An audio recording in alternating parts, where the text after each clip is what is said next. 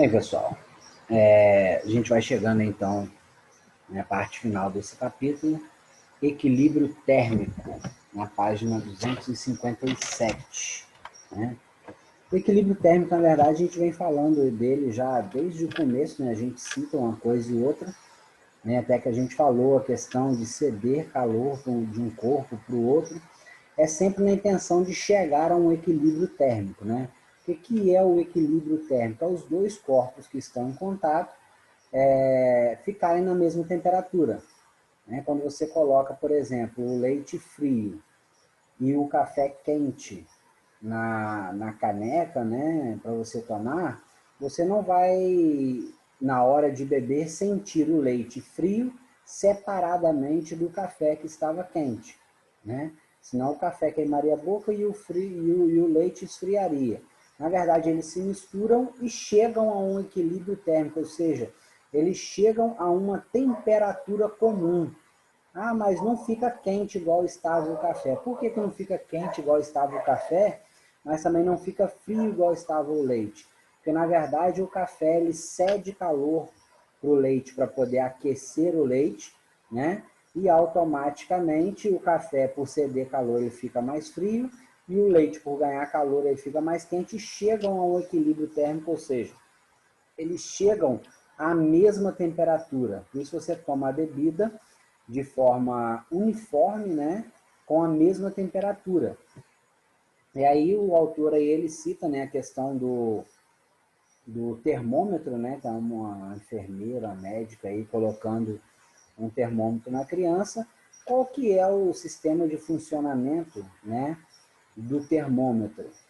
Você pega o termômetro frio, né, coloca na axila da pessoa, igual está na foto aí, né, até o corpo da pessoa, se tiver a 37 graus aproximadamente, né, ele está com a temperatura normal, e aí o líquido que está no termômetro, né, que entra em contato com aquela pontinha de metal do termômetro, que fica dentro da axila, ele vai ganhar calor da, do corpo da pessoa, né, e vai então chegar a um equilíbrio térmico, ou seja, ele vai equilibrar a temperatura, né, e vai então dessa forma chegar à temperatura do corpo da pessoa, e aí o termômetro ele vai marcar essa temperatura, né, que seja no reloginho digital ou que seja, né, naquela pipeta de vidro numerada, né, e ali você vai ver a temperatura, né, de qualquer forma, ele vai chegar a um equilíbrio, ele vai ficar da mesma temperatura do corpo, se a pessoa tiver com febre de 40 graus, né? O que é considerado febre? É uma temperatura anormal a 37, 37,5, né, de média, que é o que a gente deseja encontrar a temperatura média do corpo humano. Então, se ele passa disso, é considerado febre. Então, se o corpo da pessoa tiver a 40 graus, né, vai aparecer lá no termômetro 40 graus, porque o termômetro ele vai se aquecer à mesma temperatura do corpo da pessoa, chegando, né, a esse equilíbrio térmico. Então, o corpo mais quente, ele cede calor ao corpo mais frio, na expectativa deles chegarem a um equilíbrio, né, e ficarem ambos à mesma temperatura. Né, aí o autor, né, ele cita aí exemplos e tal, e ele depois fala até lá do Sol, né, que está no finalzinho da página 257, né, o que acontece com o grau de agitação dos átomos e moléculas de dois corpos quando eles atingem, né, o equilíbrio térmico. As trocas de energia térmica ocorrem somente quando há um desequilíbrio térmico. Isso é essencial para a vida na Terra, pois permite que ocorra um fluxo constante de energia, né, proveniente do Sol com a Terra. Né? O Sol emitindo temperatura, né, o tempo inteiro para a Terra, afinal de contas, né, o Sol aí, ele chega a uma temperatura média em torno de 6.000 graus Celsius. Né? A estimativa, é claro que os cientistas nunca chegaram, nunca se aproximaram do Sol, né? Então eles têm essa estimativa. Então, né, tem essa questão do grau de agitação dos átomos, das moléculas, quanto mais agitados tiver as moléculas, os átomos dessa substância, né, mais quente vai estar essa substância. Né? Quanto mais frio, os átomos, as moléculas têm tendência de estarem sempre diminuindo o grau de agitação, igual a gente falou lá anteriormente, né, no começo da matéria, a questão de temperatura, né? A temperatura ela mede o grau de agitação, né, das partículas das moléculas. Então, basicamente, equilíbrio térmico, né, é isso aí, os corpos, né, chegarem a um denominador, chegarem a uma temperatura única entre os dois, sendo que o corpo mais quente ele cede calor para o corpo mais frio, né? E o corpo mais frio ele tem a tendência de ganhar calor. E aí na 258 a gente chega nas máquinas térmicas, né? A gente está falando aí de calor, né? De temperatura e tal. E aí tem as máquinas térmicas, né? Você vê aí na primeira imagem, né, uma geladeira, que você vê a tampa de um tanque de combustível, né, de um veículo, né, aquela tampinha que se abre para poder colocar o combustível. Você vê escrito aí, né, gasolina e ou álcool hidratado, né? Você pode colocar gasolina e álcool hidratado, né? Ou um e outro que é o chamado aí o álcool etanol, né? Que recebeu essa nomenclatura, que é o álcool combustível. E aí na questão 4 aí, o autor pergunta: o que o automóvel e a geladeira utilizam em seu funcionamento? Né? O que eles utilizam para funcionar, né? É claro, a gente sabe aí que os veículos utilizam combustível, né?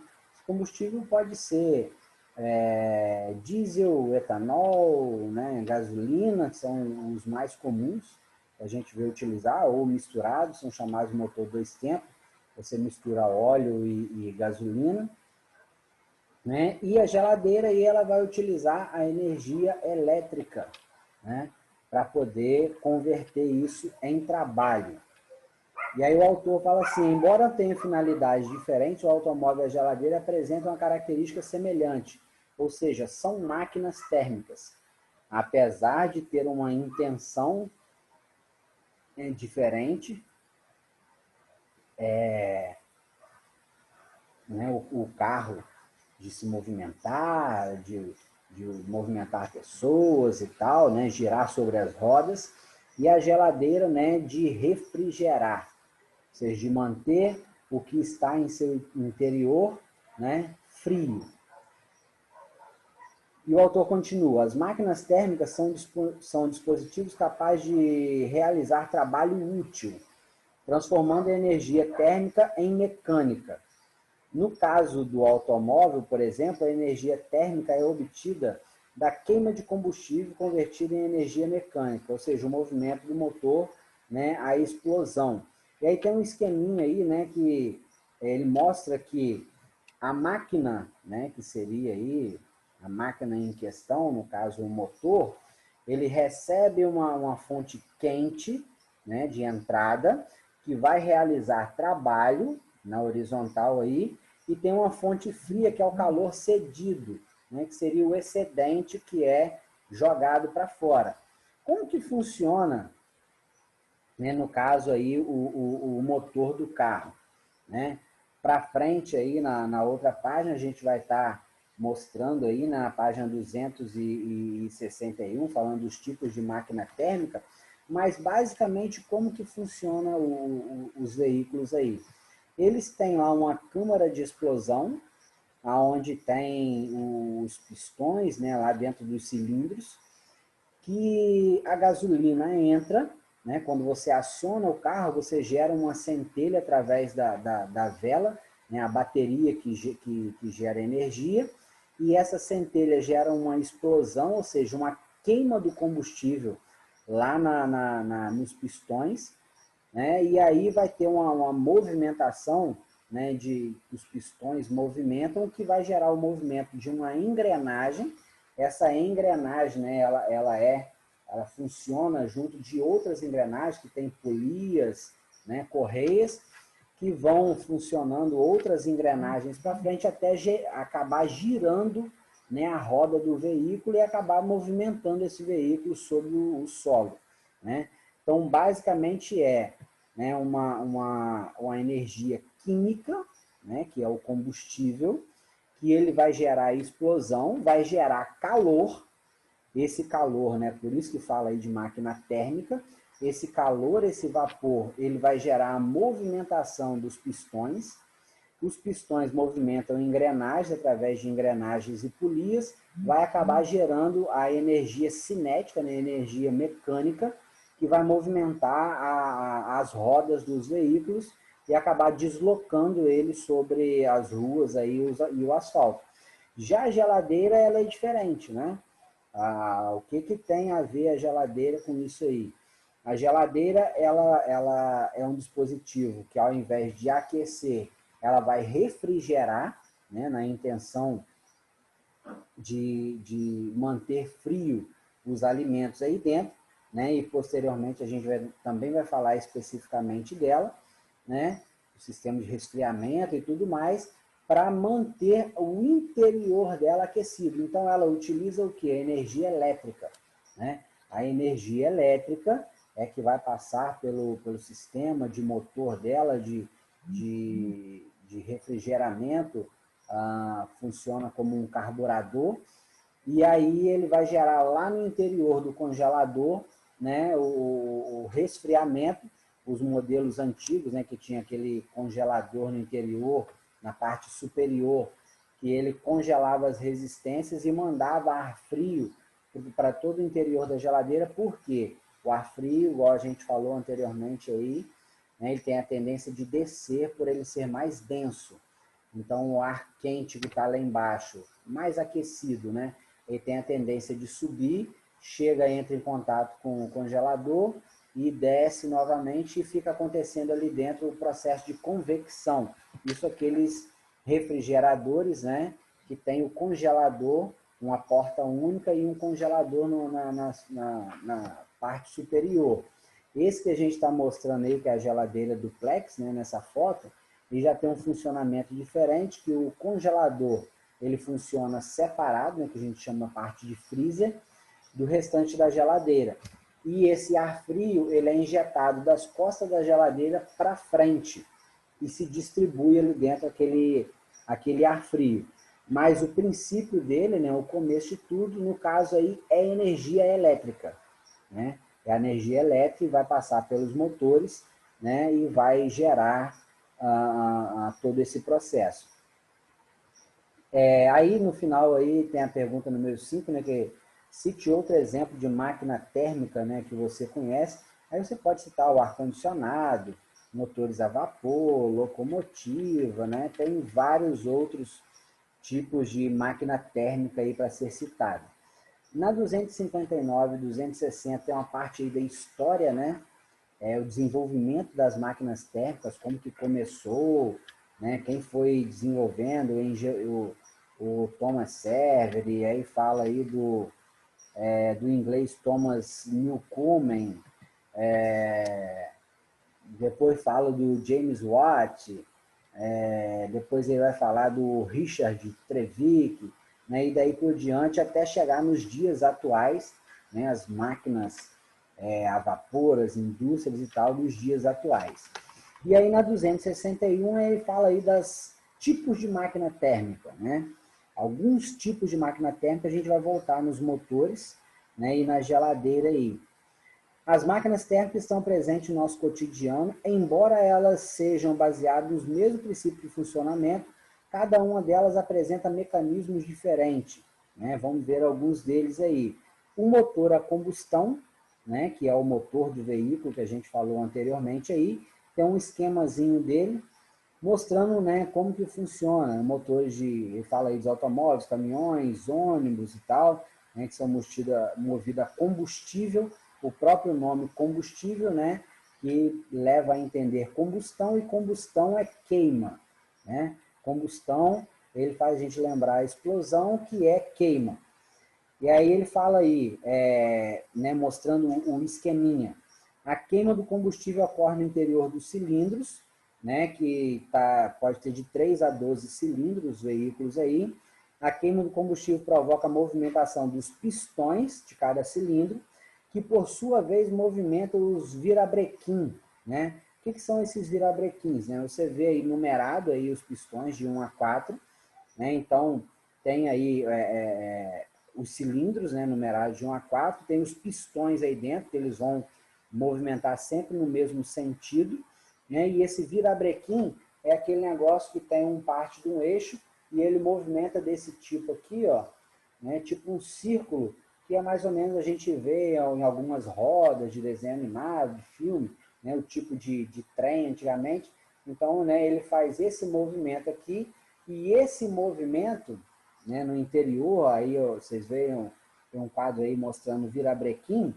Esse movimento ele vai fazer mover essas engrenagens laterais aí, que vocês podem ver na lateral do motor, que está ligado por polias, né, ou chamado de correias, e essas correias vão movimentando outras engrenagens que vai acabar chegando lá na movimentação da roda dos veículos. Os motores a gasolina e etanol que são utilizados nos automóveis atualmente funcionam seguindo um ciclo de desenvolvimento pelo engenheiro alemão Nikolaus August Otto, em 1876. O ciclo Otto tem 4 estágios, por isso os motores de ciclo Otto são conhecidos como motores de 4 tempos. Né? Esses 4 estágios, né, é o chamado motor 4 tempos, né, que ainda tem até hoje. E aí ele mostra, né, esses estágios, esses tempos aí, né, estágio 1, que é a admissão, nesse esqueminha no final da página 261 aí. O pistão desce e uma mistura de combustível e ar entra no cilindro, né, por meio de uma válvula de admissão. Né? A admissão é quando você admite, você recebe. Né? Então, você vê que no esqueminha aí a parte de cima fica azul, né? Essa parte azul aí é o combustível misturado com oxigênio, com ar, porque sem oxigênio não há combustão, não há queima, não há explosão, não existe, né? E aí, você vê no estágio 2, o pistão sobe e comprime essa mistura. Então, o pistão desce e aí aqui enche de combustível com ar. Quando o pistão sobe, né, ele vai comprimir, ele vai pressionar esse combustível. Ao pressionar, vai gerar uma combustão, ou seja, uma explosão, e esse combustível queima. Aí você vê que no estágio 3, ele já fica vermelho. E aí fala aí, estágio 3, explosão ou expansão.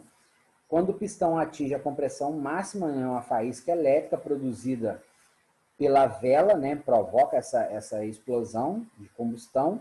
Neste momento, o pistão desce rapidamente, tendo a pressão como a temperatura, né, diminui, ou seja, o pistão ele desce, diminui a pressão ali em cima, automaticamente vai diminuir, né, a temperatura, vai se encher de novo de combustível com ar, né, e vai acontecer o mesmo processo, que é um processo cíclico. Né? Aí ele fala aí que no 4, né, ocorre a abertura da válvula de escape, produtos queimam combustível, são expulsos do cilindro, e daí recomeça o ciclo. Né? Então, esse processo, o pistão desce e enche de combustível, o pistão sobe, pressiona, a vela libera uma centelha, naquela pressão ali acontece a explosão, né? E aí o pistão ele é pressionado a descer novamente, né? Aí abre a válvula lá e esse subproduto da combustão é jogado para fora, depois vai encher novamente de produto, né? E esse processo cíclico vai acontecendo dentro do motor, e aí acaba que os pistões, né, vão movimentando e vão fazendo a engrenagem funcionar. E na página 262, né, ele fala aí da máquina a vapor. Né? Máquina a vapor, a gente ouve falar disso há muito tempo. Que ela veio evoluindo, é utilizada até hoje, mas ela veio evoluindo. Né? E aí o autor começa assim, as máquinas a vapor tiveram muitas aplicações durante vários anos. Elas foram utilizadas como força motora nas indústrias, na extração de recursos naturais, no transporte de pessoas e produtos, entre outras aplicações. Atualmente ainda temos alguns equipamentos que são movidos a vapor, como as turbinas e usinas termoelétricas. O funcionamento das máquinas a vapor antigas era baseado no processo de compressão e expansão de vapor da água no interior dos cilindros de metal com pistões, né? As máquinas de vapor, os trens a vapor, né? Basicamente, né? Tem uma legendazinha aí do lado dessa fotinha, né? Dessa máquina a vapor, né? Que fala assim: a queima da madeira ou carvão aquecia a água na caldeira até produzir uma grande quantidade de vapor dentro da caldeira. Esse vapor em alta pressão era encaminhado ao cilindro, que empurrava o pistão, movimentando. O movimento de vai e vem do pistão girava a roda, né? Então, nesse caso aí, os pistões eram movimentados através do vapor de água, né? Os caras colocavam lá um monte de fogo lá na caldeira e aquecia a água ali dentro, né,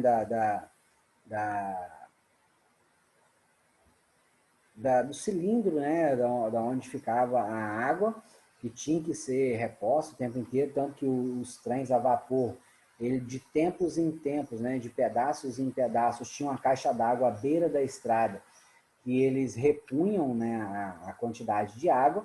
Então essa água aquecia, ela fervia, gerava uma quantidade de vapor muito grande, né, e esse vapor fazia os pistões movimentar, que aí movimentava aquela alavanca lá e aí acabava, né, fazendo com que as rodas viessem trabalhar e girar em cima, né, dos trilhos do trem.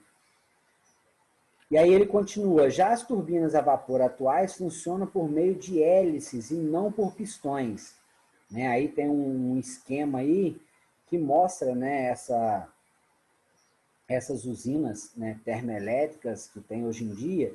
Nesse caso aí ele fala de materiais radioativos, né?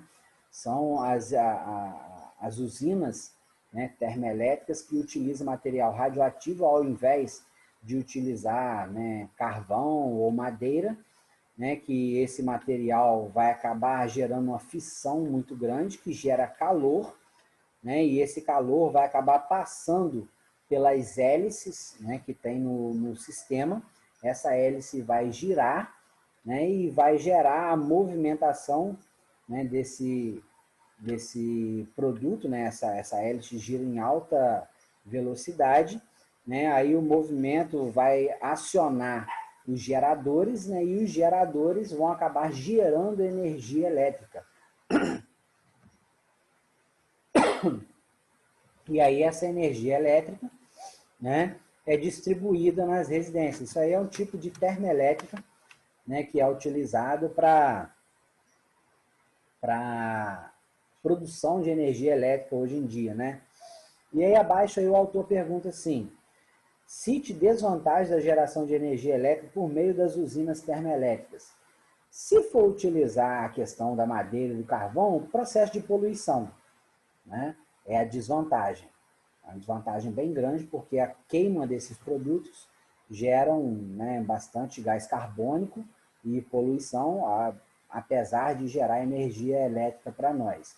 Se for utilizar material radioativo, né, a própria radiação, né, é o grande prejuízo para as populações humanas, né, o risco de explosões e um desastre radioativo, né, é bastante grande, é iminente o tempo inteiro, né? Então, para quem mora ao redor, igual a gente tem ali, o Japão, por exemplo, é muita energia, né, desse tipo, energia nuclear, né, que utiliza, porque eles não têm a possibilidade de grandes rios igual nós temos, né, mas o prejuízo de uma explosão de uma usina, igual aconteceu em Fukushima no terremoto lá, é bem grande.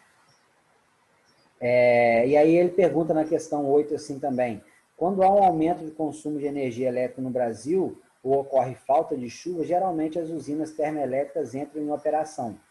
Diante das desvantagens, né, que foi citado, o que a gente pode fazer no nosso cotidiano para reduzir essa necessidade, né, de energia das termoelétricas? É o consumo consciente, né? apagar as luzes, né? Não utilizar a energia de forma aleivosa, né? De qualquer maneira, só porque você pode pagar, né? Você não vai, eu posso pagar R$ 500 de energia, então eu vou gastar, né? Mas se a maioria das pessoas pudessem fazer isso, né, geraria um consumo muito alto e uma grande necessidade, né, de produção de energia com energia suja, né? Mas hoje em dia, inclusive, até o desenvolvimento de energia através de eólica, né, que é pelo vento, está desenvolvendo bastante, e a energia solar, né, as placas solares estão cada vez mais barateando, ficando bastante viável, né, e as pessoas têm investido bastante nesse tipo de energia, né, que é renovável, que não polui nada e não tem risco algum, né? Então, seria até uma certa prioridade investir nesses tipos de energia limpa. E aí na página 263, né, o autor volta aí na questão da geladeira, né? E ele pergunta quais são as principais funções de uma geladeira, né? A função de uma geladeira é refrigerar, né, gerar uma baixa temperatura para que você possa colocar alimentos perecíveis, né, ali dentro e eles possam ficar conservados, né, sem a necessidade de aditivos químicos, sem a necessidade de adição de sal, nem nada disso. Então, pela baixa de temperatura, né, nos refrigeradores ou nos congeladores, né, o tipo de freezer, você vai conservar alimentos. Né? A função principal dos refrigeradores é essa, né? E aí ele continua, geladeiras também são máquinas térmicas. No entanto, elas funcionam no ciclo inverso, ou seja, elas utilizam o trabalho para transferir calor de uma fonte fria para uma fonte quente, né? Não o contrário, igual era lá do carro, né, e tudo mais. É importante destacar que a transferência de calor da fonte de menor temperatura para de maior temperatura não ocorre de forma espontânea. Ela é feita por meio de compressor elétrico que compõe a geladeira. Né? Veja seguir o esquema. Então, olha só, você gerar uma fonte de transferência de calor de menor temperatura para uma de maior temperatura, uma coisa fria, mesmo assim ela passar calor para uma coisa quente, isso não acontece de forma espontânea. O espontâneo é o corpo mais quente ceder calor para o corpo mais frio. Agora, o corpo mais frio ceder calor para o corpo mais quente, isso só acontece por causa do compressor, que funciona, né, para poder fazer essa forma inversa. E aí tem um esqueminha da geladeira aí para poder mostrar isso aí. Numerado, né, na figura aí, desde do motor lá embaixo, do compressor número 1, né, que ele fala o seguinte, do congelador, o fluido do gás é encaminhado ao compressor. Né? O fluido de gás que circula lá dentro do congelador, naquelas resistências que tem no congelador, ele vai ao compressor. Em seguida, o fluido é encaminhado ao radiador. Radiador é aqueles ferrinhos que tem atrás dessas geladeiras de uma porta só, né? Até que o pessoal tem muita mania de colocar as coisas para secarem em cima desse. Coloca atrás da geladeira, né? Uma peça íntima, uma coisa assim, coloca lá atrás, aquilo ali esquenta tanto que seca a roupa ali atrás. Já fizemos bastante isso lá em casa, né? Mas não é tão eficiente para o refrigerador, não é tão bom.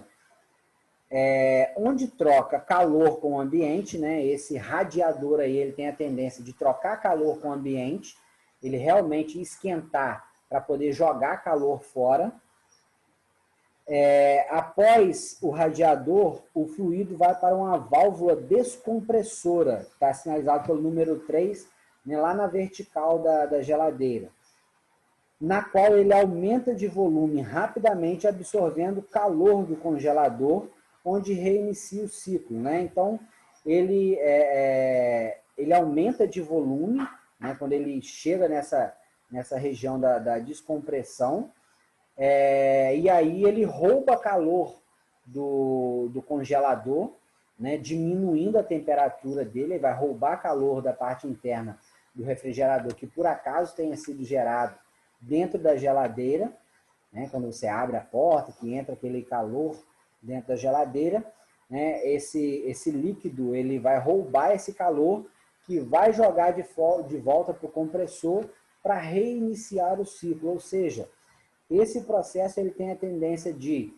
jogar calor para fora, através desse radiador e desse descompressor, ele vai jogar calor para fora para poder resfriar o interior da geladeira, tá? Então a tendência dele é funcionar de forma inversa. E aí ele fala assim, os aparelhos de ar-condicionado têm o mesmo funcionamento, né? Ou seja, o funcionamento semelhante da geladeira, né? Que tem a intenção de roubar calor do ambiente, né? No caso de um quarto, por exemplo, na resistência ele refrigerar o ar e jogar o ar frio para dentro do seu ambiente, né? É um processo inverso dos outros tipos de máquina de vapor, né, que tem a intenção de não gerar calor, mas de roubar calor para poder diminuir, né, o calor, no caso da parte interna do refrigerador ou a parte interna, né, de um cômodo, de um ambiente, que é o caso do ar-condicionado. Então, esse processo, vocês podem dar uma olhadinha mais detalhada, esmiuçada nesse esquema da geladeira aí, né, acompanhando os números, como que vai falando lá, para vocês entenderem melhor. Esse esqueminha que tem no alto aí, mostrando, né, a geladeira em azul, a fonte fria entrando, né, o refrigerador, o trabalho sendo realizado, né, e a fonte quente é o calor que é cedido para fora, né, através aí desses radiadores, né, para retirar calor do interior da geladeira. Ou seja, trabalha de forma inversa, né?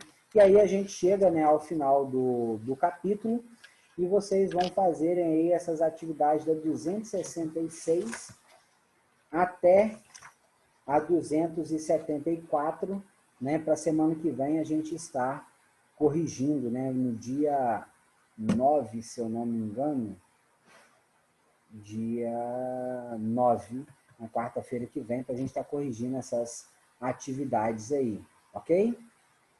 Então, terminamos aí, né? E vamos corrigir na semana que vem essas atividades, para no dia 10 ao dia 12 vocês já estarem fazendo aí a VA, né? A verificação de aprendizagem, ok? Um grande abraço a todos.